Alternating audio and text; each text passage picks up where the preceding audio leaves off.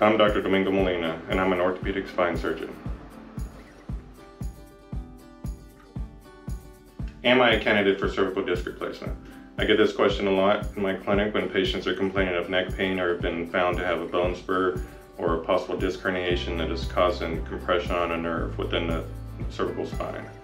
Disc replacement is an implant that we place within the cervical spine after we do the discectomy or taking out the disc, and it allows patients to still have their natural motion after surgery.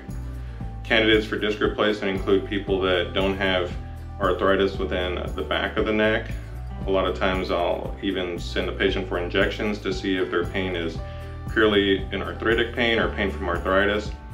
This would possibly preclude you from having a disc replacement, as the disc replacement solely depends on motion in the back of the spine as well as the front of the spine. Other things that may preclude you from disc replacement is either severe loss of alignment or potentially age.